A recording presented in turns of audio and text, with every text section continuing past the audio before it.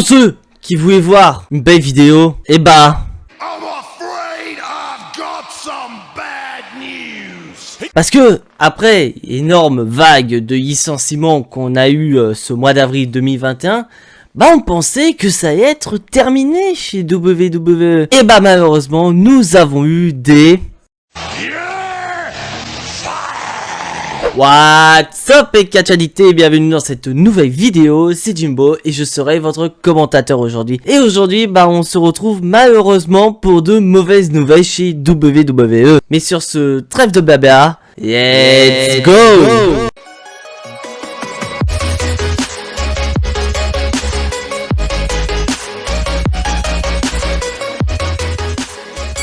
Alors là déjà, j'ai été très surpris de cette nouvelle vague de licenciements. Parce que là, au moment où je tourne cette vidéo, je viens tout juste de voir ce qui s'est passé car je viens de finir le travail, j'avais pas accès à mon téléphone, j'avais pas accès aux news, et bah quand je suis rentré chez moi, je suis tombé énormément sur le cul. Vous avez compris? Le cul?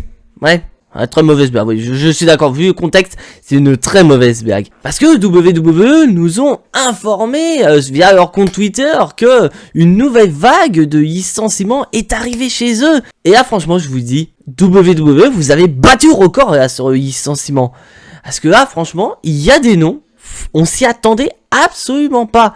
On s'approuve d'un côté que peu importe ta position chez WWE du côté de ton roster, où tu peux être en mid-card, tu peux être oublié, tu peux même être main eventer, t'es pas à l'abri d'un licenciement. Donc là on va commencer cette petite vague de licenciements, donc on va commencer petit à petit vers vraiment les noms, on s'en fout un tout petit peu, vers les noms vraiment qui nous font haïr la WWE.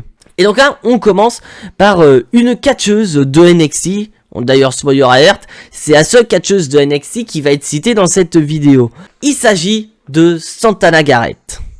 Santana Garrett, franchement, je vous cache pas, je sais même pas c'était qui avant de voir le Royal Rumble 2021. Avant que notre cher Ami Sturi nous dit que elle faisait partie des catcheuses les plus sous-exploitées à la WWE, notamment du côté de NXT. Parce que oui, NXT sous-utilise leurs catcheurs et catcheuses. C'est possible. Et donc apparemment, WWE avait peut-être des projets pour Santana Garrett, car il y avait pourquoi pas un potentiel départ de NXT vers le roster principal, notamment du côté de SmackDown, parce qu'une marque avait été déposée. Mais non, Santana Garrett n'a pas eu le temps de faire ses preuves, que ce soit du côté de NXT ou du côté de SmackDown. Elle est pas restée forte. Donc là, on va passer vers des noms qu'on connaît un peu plus, notamment la ravissante russe, la nanana, Lana Osip. Wouh! Oui, Lana a été virée de la WWE. Déjà que la division tag team féminine à la WWE était déjà en mode PLS, bah alors là, c'est le pire parce que là, tu viens encore de sacrifier une équipe WWE. Parce que je vous rappelle que Anna faisait équipe avec Naomi, et Anna, bah il y avait quand même des projets Anna, car Anna a quand même donné la victoire à Raw lors des Survivor Series sans pour autant catcher. Il y avait des petites rumeurs de faire gagner Anna sans qu'elle vienne à catcher, qu'elle arrive en numéro 30 et qu'elle est la dernière dans le ring. Donc il y avait quand même des trucs par rapport à Anna, mais Anna n'est pas restée forte. Donc maintenant, qu'est-ce qui peut arriver pour la suite pour Lana? Donc comme vous le savez, Lana est mariée à Rusev, qu'on connaît tous maintenant sous le nom de Miro à AEW. On ne se serait pas surprenant, car je vous rappelle que tous les catcheurs et catcheuses que je vais citer dans cette vidéo ont une clause de non-concurrence de 90 jours. Donc c'est-à-dire que au moment où je tourne cette vidéo, nous sommes le 2 juin 2021. Donc ces catcheurs et ces catcheuses cités dans la vidéo ne pourront pas catcher pour une autre fédération avant le 2 septembre 2021. Donc qui sait, peut-être après cette clause de 90 jours, bah Lana pourrait pourquoi pas rejoindre Miro chez All Elite Wrestling, et pourquoi pas redevenir le manager de Miro comme on a eu à une époque chez WWE. Mais bien sûr, je tiens à vous rappeler également que durant cette clause de 90 jours, il y a WWE est libre d'utiliser ces catcheurs et catcheuses qui viennent de licencier. Donc je vous dis, spoiler alert, si jamais vous voyez Lana lors du prochain épisode de Raw alors qu'elle vient d'être virée par la WWE, c'est logique, c'est normal. Et on continue toujours dans la division féminine et plus précisément dans la division tag team féminine avec le renvoi de Ruby Riott. Ruby Riott, la chef du Riott Squad, d'ailleurs qui était la seule équipe authentique à la WWE du côté féminin. C'était pas une équipe constituée comme on a eu avec Lana et Naomi. Et bah Ruby Riott n'est pas restée forte. Alors que WWE essayait pourquoi pas de nous créer une rivalité entre Ruby Riott et Liv Morgan contre les championnes actuelles tag team féminin WWE, Natalya et Tamina. Et bah non, on n'aura pas ça. Déjà qu'en plus du côté de SmackDown, bah y a pas beaucoup d'équipes, il y avait juste Riott Squad et nos championnes. Ah bah alors là, il y a plus que les championnes, ça risque d'être très compliqué. Et franchement, c'est limite à se demander si la division tag team féminine ne serait pas au bord de l'extinction. Et donc, tout comme Lana précédemment, Ruby Riott peut très bien, pendant les 90 jours de sa clause de non-concurrence, être utilisée par la WWE.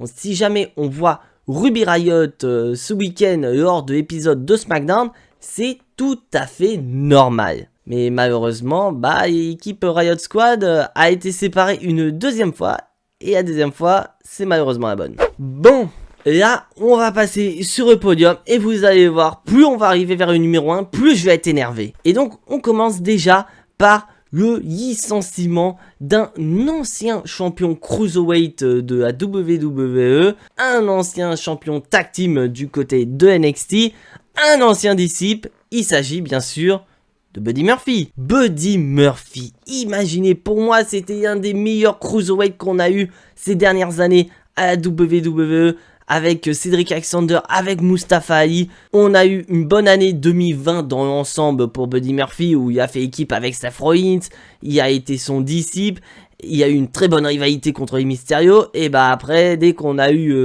bécotage avec Alia Mysterio, sa trahison contre Seth Rollins, bah on a plus revu Buddy Murphy, et ça me faisait très mal au cœur, et malheureusement, bah il n'y a pas échappé à cette vague de licenciements. Donc on espère... Donc j'espère sincèrement que Buddy Murphy va pouvoir se reconstruire, repartir sur le circuit indépendant. Parce que pour moi, Buddy Murphy, c'est l'un, voire même le meilleur cruiserweight qu'on a eu à la WWE ces dernières années. Bon, bah là, on va passer au numéro 2 et on commence déjà à s'énerver. Mais il en reste encore un, donc là, je suis déjà très vénère, clairement. Car le problème, c'est un catcheur qui a énormément de talent, qui a été un bon champion du côté de NXT, et dès qu'il est passé dans le roster principal, bah il s'est fait rouiller dessus. On a eu peur pour ce catcheur qui a failli être renvoyé un peu plus tôt, parce que il n'était pas utilisé par la WWE ces derniers mois, donc on avait peur pour ce dernier. Il est revenu du côté de SmackDown en nous racontant des petites histoires à droite à gauche. Il est revenu il y a 2 semaines pour gâcher le main event d'un catcheur. Donc on pouvait imaginer quelque chose pour ce catcheur. Il s'agit d'Aleister Black. Aleister Black, putain! Aleister Black! Je suis en train de m'énerver mais je m'en fous. Aleister Black est viré par la WWE. Non mais imaginez quoi. Aleister Black, c'est un de mes catcheurs préférés. C'était un de mes catcheurs préférés du côté de NXT. Et Aleister Black viré comme un malpropre. Bah il va rejoindre sa femme Zelina Vega qui a été virée en début d'année. Ah bah alors là c'est très dur. Parce que quand tu te dis quand même que Aleister Black revenait petit à petit, il nous racontait ces petites histoires à droite à gauche. Bon, ça reste quand même des histoires, mais au moins Aleister Black il était là. Il arrive il y a 2 semaines, il porte un Bergmas monumental sur Biggie, lui coûtant le titre intercontinental. Donc tu te dis, WWE, qu'est-ce que vous nous projetez pour Aleister Black? Est-ce que Aleister Black va aller en rivalité contre Biggie? Ou bien l'inverse? Ou bien il va se positionner en tant que prochain adversaire d'Apollo Crews et peut-être pourquoi pas le prochain champion intercontinental? Eh ben on saura pas. Parce que Aleister Black n'est plus chez WWE. Et franchement, ça me fait énormément chier. Parce que Aleister Black fait partie, malheureusement, des anciens champions NXT qui n'ont pas réussi à s'intégrer dans le roster principal. Il n'a pas réussi à prospérer dans le roster principal. Alors qu'Aleister Black, il avait tout. Il avait un putain d'in-ring. Il avait un putain de charisme. Mais WWE, il a jeté à la poubelle. Et franchement, ça m'énerve. Parce que qu'est-ce qu'on peut retenir d'Aleister Black dans le roster principal? Une grande victoire contre AJ Styles à Elimination Chamber. Sauf que cette victoire, c'était juste pour lancer la rivalité entre AJ Styles et Undertaker pour WrestleMania 36. Donc Aleister Black, même là, dans sa plus grande victoire de sa carrière, n'a pas été respecté. Et franchement, ça m'ébrise de me dire que WWE a craché sur un talent comme Aleister Black. Et bah maintenant, Aleister Black, dans 90 jours, il sera agent libre, il fera ce qu'il veut, il reviendra dans le circuit indépendant, pourquoi pas. Il pourra peut-être, pourquoi pas, intégrer All Elite Wrestling, on sait pas, on verra. Mais franchement, Aleister Black, énorme projet gâché par la WWE. Et d'ailleurs, j'avais prévu de faire une vidéo sur les catcheurs qui ont du talent, mais qui sont pas utilisés correctement par la WWE. Et parmi ces talents, Aleister Black était dedans. Parce que voilà, Aleister Black c'est un talent, mais qui est gâché par la WWE. Bon les gars, on va reprendre son souffle, parce que là, je suis déjà bien énervé pour le deuxième, mais alors là, le premier, je vais péter un énorme câble en direct sur YouTube, c'est clair et net. Parce que là, spoiler alert, c'est le seul ancien champion du monde qui vient d'être viré par la WWE. Il s'agit de Braun Strowman, colonel. Braun Strowman, putain de merde. Braun Strowman a été viré par la WWE. Quand j'ai vu ça, je n'en croyais pas mes yeux. Je pensais à une mauvaise blague de la part de la WWE. Parce que quand même, Braun Strowman, c'est un main eventer. Et vous le virez comme ça, comme un malpropre. Alors que voilà, certes, je suis d'accord que Braun Strowman, il a été mis comme ça l'année dernière face à Goldberg parce que Roman Reigns ne pouvait pas catcher. Mais après son règne de champion universel, Braun Strowman, il a bien travaillé. Il a un physique actuellement, c'est un physique de porc, clairement. C'est un mec, il va te mettre un point dans la gueule, tu vas le sentir passer. Il a très bien travaillé, il a eu un nouveau personnage qui lui va très bien. Et malheureusement, WWE, ils l'ont viré. Quand tu te dis quand même que à WrestleMania, il affrontait quand même Shane McMahon. Bon, je suis d'accord que la rivalité était stupide, mais tu vas à WrestleMania pour affronter fils du patron, c'est que WWE croit en tes capacités et qu'ils ont un projet pour toi dans l'avenir. Et je vous rappelle que le mois dernier, Braun Strowman faisait partie du main event de Raw lors de WrestleMania Backlash. Il affrontait Bobby Lashley et Drew McIntyre dans un triple menace pour potentiellement devenir le nouveau champion WWE. Donc le mec avait quand même sa place de main eventer du côté de Raw. Et monsieur, il est viré. On s'approuve d'un côté chez WWE, tu peux être un jobber, tu peux être en mid-card, tu peux être main eventer. Si WWE ont décidé de te foutre dehors, ils vont te foutre dehors.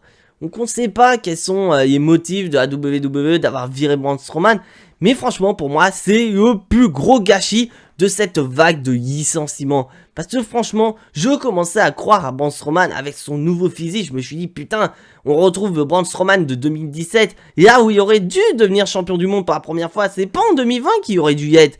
C'est en 2017 quand il a démonté la gueule à Brock Lesnar. Mais WWE n'en a pas fait ainsi.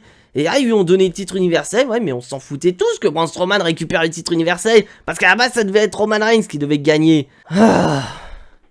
Franchement, je suis énervé. Je suis très énervé de se dire que putain, WWE vient de cracher à la gueule de Braun Strowman. Bon, bien sûr, ils ont craché à la gueule des autres catcheurs et catcheuses qui sont cités dans la vidéo. Mais pour moi, ils ont carrément craché le plus à la gueule, c'est quand même à Braun Strowman. Bon, franchement, je ne comprends pas. Je ne peux pas imaginer. Mais à WWE, je vous dis honnêtement, vous êtes en train de faire une énorme porte ouverte aux fédérations concurrentes. À la AEW, à Impact. Mais les mecs, ils vont se donner à cœur joie quand à la fin de leur clauses de non-concurrence vont se terminer. Moi, je vais pas être surpris de voir pourquoi pas Braun Strowman chez AEW, revoir Aleister Black dans la Ring of Honor, ou pourquoi pas Impact, et à Buddy Murphy, pareil, le mec, il peut très bien aller à AEW. Donc après, aussi, dans le roster féminin qui a été cité, je vois bien Lana aller chez All Elite Wrestling, pourquoi pas, mais à WWE, venez pas pleurer derrière, parce que les catcheurs et catcheuses que vous venez de virer là, vont chez la concurrence et que eux, chez les concurrents, sont très bien utilisés alors que chez WWE, ils foutent que dalle. Et malheureusement, Braun Strowman en fait partie. Moi, je serais pas surpris de voir Braun Strowman chez AEW et pourquoi pas aller taper champion AEW. Mais là, franchement, je ne comprends pas. Je ne comprends pas la WWE. Et franchement, je commence à haïr la WWE alors que c'est le show, alors que c'est la fédération qui m'a fait découvrir le catch. Mais je me dis que voilà, là, ils sont en train de virer énormément de catcheurs. Et c'est à se demander pourquoi WWE vous recrutez autant de catcheurs et de catcheuses si vous en virez la moitié en à peine un an. C'est ça le problème. Vous recrutez tellement de personnes, mais comme derrière, vous pouvez pas les utiliser, vous avez des problèmes d'argent, bah on les vire. Alors que les mecs, ils auraient très bien pu aller dans d'autres fédérations et prospérer. C'est ça le problème. Vous bouchez carrément le marché des catcheurs et des catcheuses parce que vous avez peur que les grands noms du circuit indépendant viennent dans la concurrence et qu'au final, bah vous avez plus que vos yeux pour pleurer parce que ces autres fédérations ont été plus rapides que vous. Et c'est ça le problème. Vous recrutez, mais vous n'utilisez pas les catcheurs correctement. Donc voilà, c'est tout pour cette vidéo mauvaise nouvelle. Si bien sûr tu n'es pas abonné à la chaîne, je t'invite à t'y abonner juste ici, à activer la petite cloche pour être notifié des prochaines vidéos et surtout lâcher un maximum de pouces bleus qui font plaisir à la chaîne. Et donc on se retrouve samedi pour la review de SmackDown dans la joie et la bonne humeur. Mais en attendant, soyez tous très fiers d'être des catch addicts. Et n'oubliez pas que le catch c'est la vie, le catch c'est la meilleure chose qui soit, le catch vie. C'était Jimbo et en attendant je vous fais à tous des gros bisous et à la prochaine.